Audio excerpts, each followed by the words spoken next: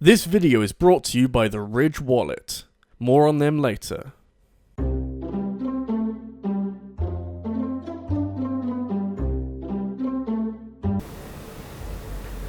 Help me.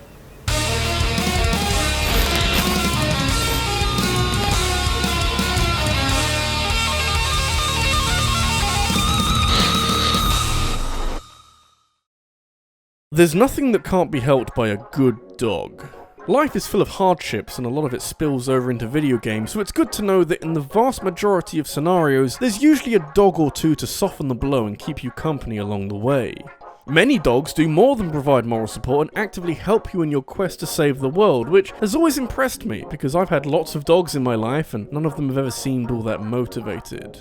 In the magical world of video games, there are no bad dogs, which makes this a tricky video to make, but one that comes with a pretty great problem. I will enjoy tackling it for you today.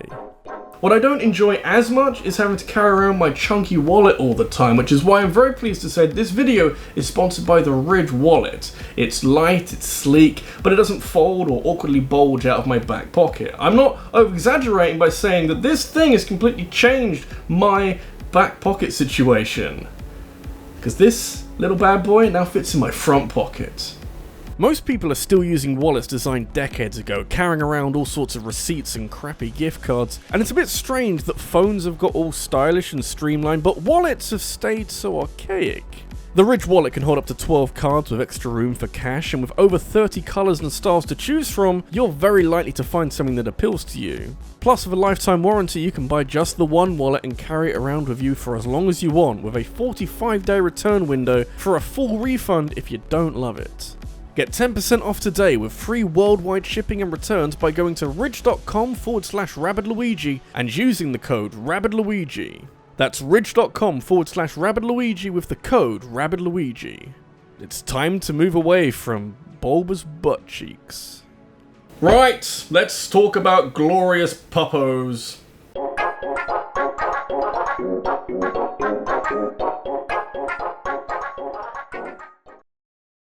Give it a bit of time and we'll be diving right into a healthy list of impressive video game doggos, but I thought it'd be fun to switch gears right at the start and talk about something important, but maybe not for immediately obvious reasons. Some franchises aren't well suited for wildlife and dog companions, and so looking at the first Resident Evil game isn't exactly an encouraging sign of what's to follow. You know, it's not going to suddenly turn into some jolly jape where you and your trusty dog friend tear through hordes of the undead and make it home in time for tea, because actually, dogs have a different role to play in Resident Evil. In fact, they set the tone for things to come. I'm not sure if this game invented zombie dogs, but I do know that I'll never forgive Capcom for making a type of zombie that is very fast and agile and is willing to leap through windows to get to you. It's not overselling things to say that the intro to Resident Evil with its savage found footage dog attack was the earliest indication that this game was unlike anything that had been seen before when it first came out. It sets a precedent and an immediate fear that comes to light in a colossal way when you're introduced to them for the first time as they leap through a window in a narrow corridor in a rare instance of a very effective jump scare. Feels weird to start a list of the best dogs of a horror game, but I had to bring up the zombie dogs at some stage. At least we can be wholesome now.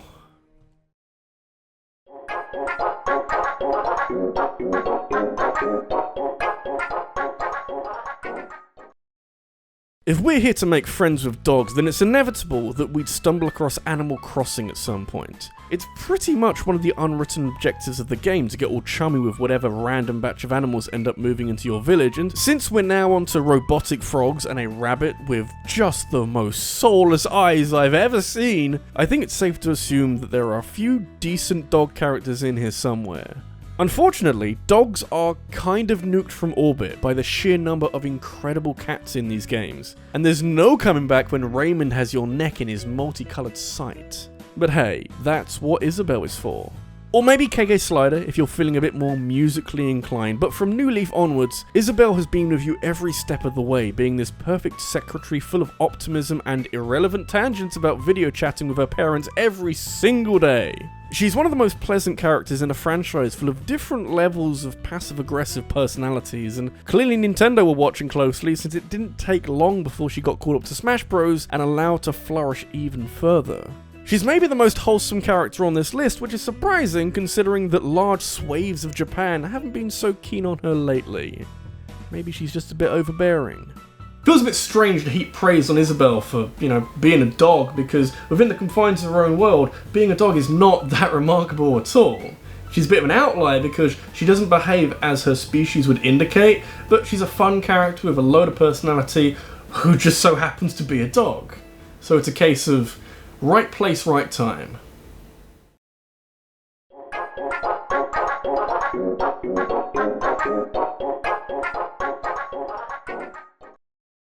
Making dogs an enemy in a game is a cruel thing to do. Unless they're scary zombie dogs, I feel like that's okay, but under normal circumstances, you can pretend that the developers are just trying to expand their worlds a bit, but they know exactly what they're doing and what kind of hesitation they want from you.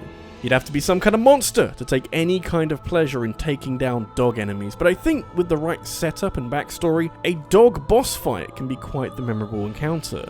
You all know where this is going, and the only thing left to decide is whether or not Sif the Great Grey Wolf counts as a dog. That would open the floodgates to other wolves like Wolflink and, Wolf O'Donnell. But I think as long as Sif acts like a more feral dog, then everything's okay. Besides, imagine if I didn't talk about Sif. I don't want to make anyone even sadder.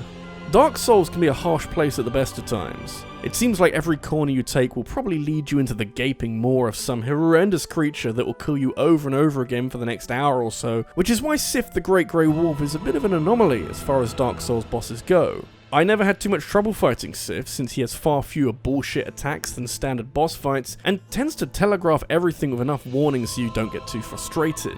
Just as well, because this way you can appreciate the smaller details, like how majestically Sif leaps around the arena, but limps in visible pain once you've done enough damage, or how he's the faithful companion of Artorias the Abyss Walker and is found guarding his grave when you first meet him.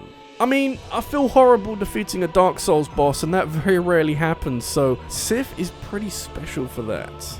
Certainly better than the other dogs in this game. Go back to Resident Evil, you twitchy cunts.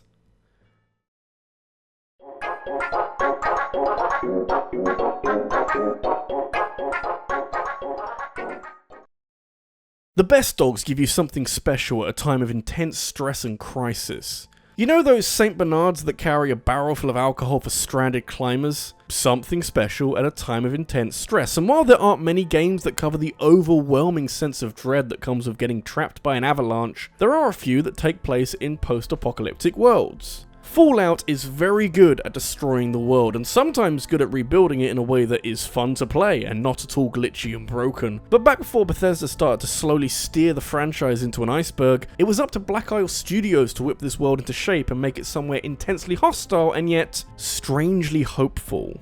It might be the end of the world, but as long as dogs still exist, it can't be all that bad.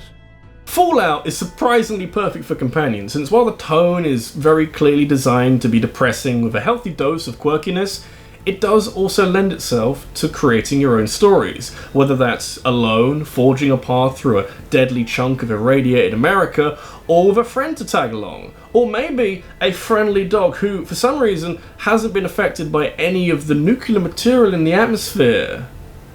What luck! Dog meat is both the name of some food you can eat in certain Fallout games and also the name of a companion so faithful that he's been a part of the Fallout universe since the beginning.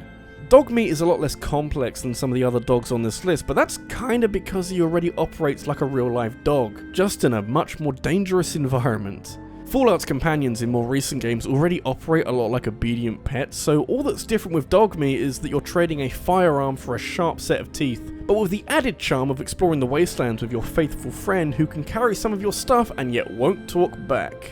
You know where Fallout 76 went wrong besides all the everything? Dog meat is not in the game anywhere. This might change in the future, but the damage is done. Bring my best boy back.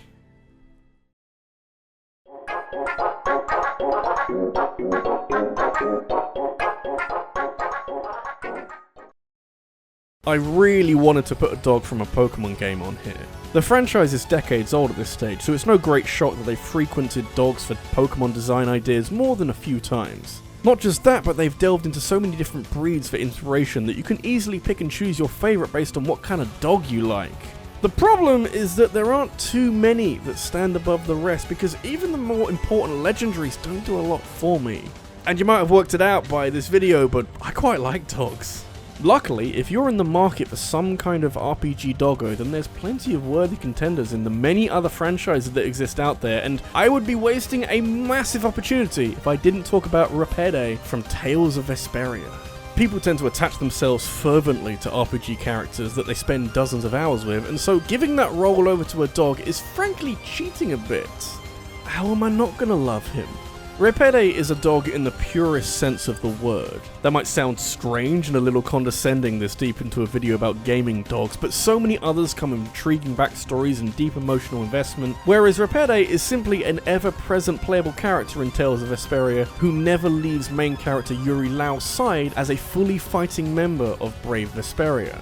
That being said, he does have a slightly tragic backstory since his previous owner was killed before the start of the game, and he carries a pipe to remember him by, and hey, I guess his dad had to die by Yuri's hand once he was possessed by a monster, so actually, there's a few layers here that I should give some credit.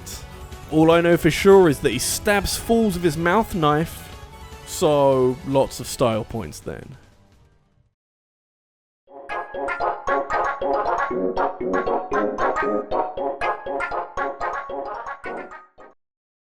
Oh man, there sure are some talented dogs in this video. They could take part in agility trials and do really well and probably stick a sword in a man, but I really wish there was a dog out there that could transform its body so it could become different vehicles to help the protagonist of the story, but unfortunately, that might be playing God. Aren't robots amazing? Mega Man's got a lot of mileage out of tweaking and upgrading its main character over the years, with a gigantic rogues gallery of robots to steal powers from, with a lot of the levels using the power-ups in creative ways to help justify their existence in that particular game.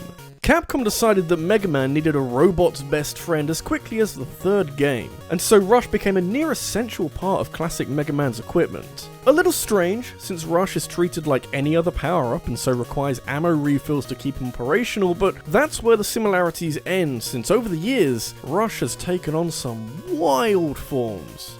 I mean, how else are you going to keep up with Mega Man?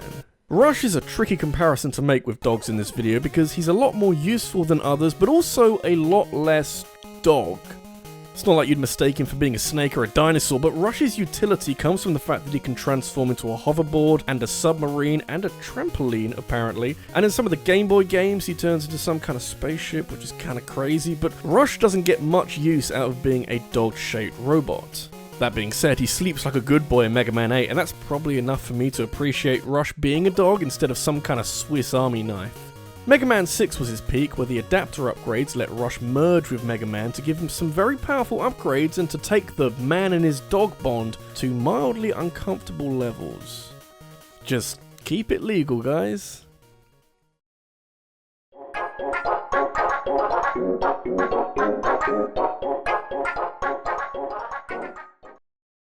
I hope you don't think we're done talking about loyal dog characters from stylized RPGs. I did think that Boney from Mother 3 would have been a good shout for being the same kind of deal as Rabbidluigi, but then I remembered that Persona 3 is a beautiful child that can do no wrong under any circumstances, especially when one of the main party characters is Koromaru, the Shiba Inu who joins up with the rest of the squad after he kills a rogue shadow that had wandered near a shrine he protects out of respect for his old master. Which means you can have a Shiba Inu in your party as you save the world. And that's all I've ever wanted, honestly.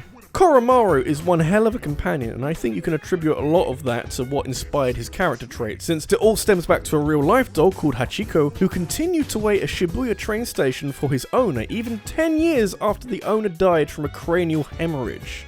Koromaru never quite gets as loyal as that, but like Rabbidluigi, he does get to play with knives and also gets social links, which is exactly what you'd expect.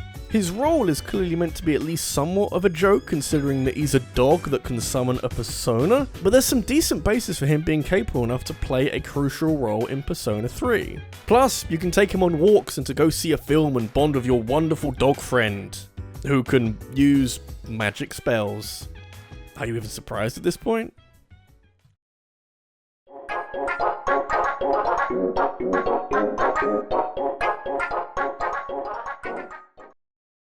Seeing a character grow in real time across a lengthy adventure can be unbelievably rewarding. Not sure why it doesn't happen more often, although maybe all the necessary design tweaks renders it an unrealistic reality, but seeing a dog grow in some kind of real time is something special that very few games even attempt. Growing and upgrading your resources is a huge part of Metal Gear Solid 5, and if you can spare some time away from airlifting the most talented soldiers out of Afghanistan and onto your special floating fortress, you're very likely to stumble across a little puppy that you can airlift just like the rest of them. Aww, he doesn't know what's happening. Surprisingly though, the Phantom Pain is after more than some cheap cutesy imagery, since companions are a big part of this game for the first time in this franchise, and so if you can stop staring at Tits McGee over here, you can have your own knife dog. I've always wanted my own knife dog. Diamond Dog, or D-Dog, that's what he's called, I don't make the rules, is one of the most rewarding sidekicks in the game, and even though Quiet is absurdly overpowered, D-Dog has the same kind of man and his dog vibe as Dogmeat, except, you know, he takes out a little knife from his vest when you command him to neutralize an enemy soldier, and you can't put a price on that. Not only that, but he's able to sniff out enemies and valuable resources for your radar, which is a little less brain dead than Quiet soloing an entire encampment on her own. So he's the fun buddy and also a dog. That's a win-win in my books.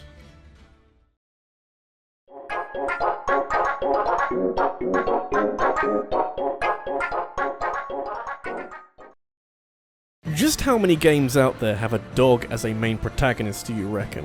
Not a lot, despite the immense number of possibilities that would bring up if given the right concept or the right kind of game, but this infrequency only makes the golden example shine even brighter. My first exposure to Okami came from my sister, who described it like a Zelda game that leans very heavily on Japanese mythology, with a gorgeous cel-shaded watercolor art style and a dog as the main character. I mean, it's not an orphaned elf boy, but it is a majestic sun goddess, tasked with restoring life to a historical Japan plagued by an all-consuming curse. And hey, that ticks a lot of boxes for me. I could get used to this. Okami has an infectious personality to it, since while it tells this giant mythological tale of gods fighting other more destructive gods, there's a fair chunk of the story that's told through the eyes of random civilians, and this helps to dilute Amaterasu down from this ethereal deity to an ordinary dog that barks and digs and even covers enemies in piss and shit as a form of attacking them. It almost has a God of War vibe to it, where Okami takes a real piece of mythology and characterizes it in a way that is easy and fun to understand, all while putting you in control of a very powerful sun god and letting you go ham on all these demons. Very creative, and hopefully this game is significantly less underrated now it's been re-released so many times. The Wii version is still the best though. Can't go wrong with those paintbrush controls.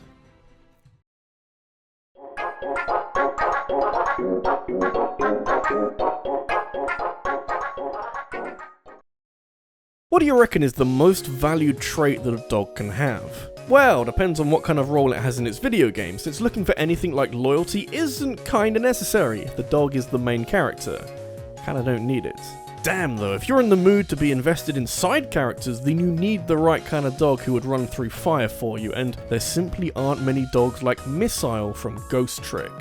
It's a strange game, so maybe it's no surprise that a lot of the most important events go through one plucky Pomeranian who quickly latches onto the super critical feature that the plot, and indeed most of Ghost Trick, frames itself around: time manipulation. Yeah, we got time-traveling dogs now, what about it, son? Missile has not just the best name of any dog on this list, but he's one of the few to actually die in the game they're in, although mercifully, given how Ghost Trick treats death, him dying 3 times over the course of the game isn't that weird. Still though, the first time you meet Missile, he's been shot in the face, but that means that he can chirp in throughout most of the game, as what initially seems like an offbeat, borderline comic relief character slowly demands more of the player's attention and becomes one of the major players in the game. Missile is really the dog that has the most plot relevance within their own game and comes out of Ghost Trick as everyone's favourite character. Not just for being a dog, but for being the best character in the game. And also being a dog. People just love dogs, man. This is RabbidLuigi, and the entirety of Ghost Trick is one big misdirection, and considering that Missile is introduced to you just after he's been killed, he could have easily fed into the background as a bit part player, but It's just that kind of game, man. Missile, over the course of the game, develops the kind of personality that real pet owners imprint on their own dogs, and that makes it a very easy connection to make. I never thought that a dead dog could open so many opportunities.